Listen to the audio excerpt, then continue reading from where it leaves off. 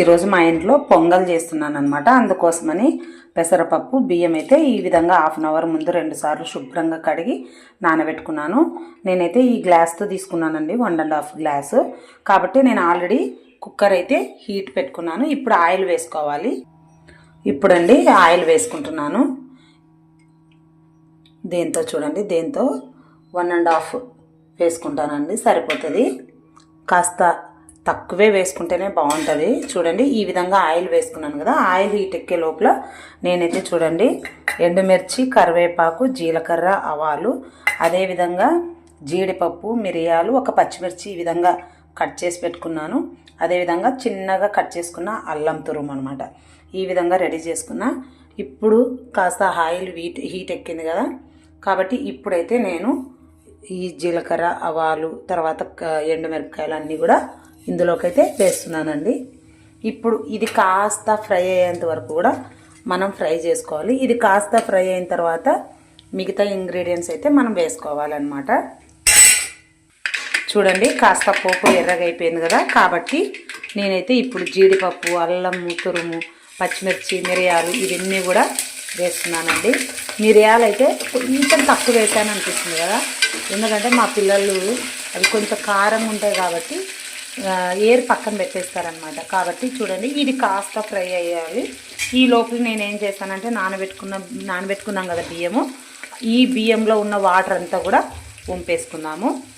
ఈ పోపు కాస్త అది ఏమంటారు జీడిపప్పు కాస్త ఫ్రై కావడానికి కొంచెం టైం పడుతుంది కదా, ఆ లోపల అయితే బియ్యంలో ఉన్న వాటర్ అంతా కూడా వంచేసుకుంటాను అనమాట. చూడండి ఈ విధంగా కాస్త ఫ్రై అయిన తర్వాత నేను పొంగల్ కొంచెం కలర్ఫుల్గా కనిపించడానికి కోసమని పసుపు వేసానండి. ఎందుకంటే కాస్త ఎల్లోగా కనిపిస్తుంది కదా, బాగుంటుంది అని చెప్పేసి. ఇప్పుడు 1 నిమిషం పసుపు వేసిన తర్వాత ఒక్కసారి ఈ విధంగా కలుపుకున్న తర్వాత నేను ఇప్పుడు చూడండి నీళ్ళు క్లీన్గా వంపేసుకున్న బియ్యం అయితే ఇప్పుడు ఈ కుక్కర్లో వేయడం జరుగుతుంది. ఈ కుక్కర్లో అయితే వేస్తానండి. ఈ కుక్కర్లో 2 నిమిషాలు అయితే ఆ బియ్యం అన్నీ కూడా మనం ఫ్రై చేసుకోవాలి. చూడండి ఈ విధంగా 2 నిమిషాలు వేయించుకున్న తర్వాత మనం ఇందులోకి అయితే వాటర్ వేసుకోవాలి. నేను 1 గ్లాస్కి 4 గ్లాసులు వేస్తా, అంటే టోటల్గా ఇప్పుడు 6 గ్లాసులు వేస్తే నాకు సరిపోతుంది. నేనేమంటే దీనికోసం రేషన్ బియ్యం తీసుకున్నానండి. రేషన్ బియ్యంతో అయితేనే బాగుంటుంది పొంగల్ అని చెప్పేసి ఈ విధంగా నేను కొలత ప్రకారంగా 6 గ్లాసులు అయితే వాటర్ వేస్తానండి. మీరు ఎంత వేస్తారు వాటర్ అనేది నాకైతే మెన్షన్ చేయండి. నేను చాలా రోజుల తర్వాత చేస్తున్నాను మా ఇంట్లో, ఎందుకంటే మా ఆయనకి పొంగల్ అంటే రైస్ లాగే ఉంటుంది కదా, వద్దు అని చెప్పేసి అంటూ ఉంటాడు. కాబట్టి మా ఆయన కోసం అని చెప్పేసి నేను కొంచెం తక్కువనే చేస్తాను. ఈరోజు నాకు చాలా రోజులు అయింది తినాలనిపించింది అని చెప్పేసి చేసుకుంటూ ఉన్నాను అనమాట. దీనికి కాంబినేషన్గా చూడండి పల్లి చట్నీ కూడా చేశాను. కాబట్టి ఇప్పుడు ఈ కుక్కర్లో ఇంకా 1 గ్లాస్ వాటర్ వేస్తే నాకు 6 గ్లాసులు వాటర్ సరిపోతుంది. అప్పుడైతే సాల్ట్ వేయాలండి. చూడండి ఇంకొక గ్లాస్ వాటర్ కూడా వేసిన తర్వాత తగినంత ఉప్పు వేసి, ఇంకా నా దగ్గర కొత్తిమీర అవైలబుల్లో లేదండి, లేకపోతే కొత్తిమీర కూడా వేసేదాన్ని. కొత్తిమీర లేదు కాబట్టి ఇప్పుడు వేయలేదు. చూడండి ఇప్పుడు అంతా కూడా ఒక్కసారి ఆ విధంగా కలుపుకొని మనం సాల్ట్ అయితే చెక్ చేసుకోవాలన్నమాట.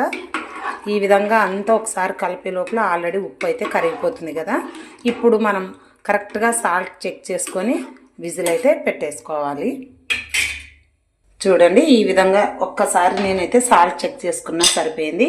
ఈ విధంగా మూత పెట్టేసి 3 విజిల్స్ రానిస్తే మనకైతే వేడిగా పొంగల్ అయితే రెడీ అయిపోతుంది. ఆల్రెడీ చట్నీ ప్రిపేర్ చేశాను కాబట్టి విజిల్ కోసం వెయిటింగ్ అనమాట. 3 విజిల్స్ వస్తే పొంగల్ అయితే రెడీ అవుతుందండి. ఒకసారి ఆవిరి అయిన తర్వాత చెక్ చేద్దాం. వేడి పొంగల్ అయితే రెడీ అయిపోయింది. దీంట్లో పల్లి చట్నీ కాంబినేషన్ తింటే ఉంటుంది, సూపర్ ఉంటుంది.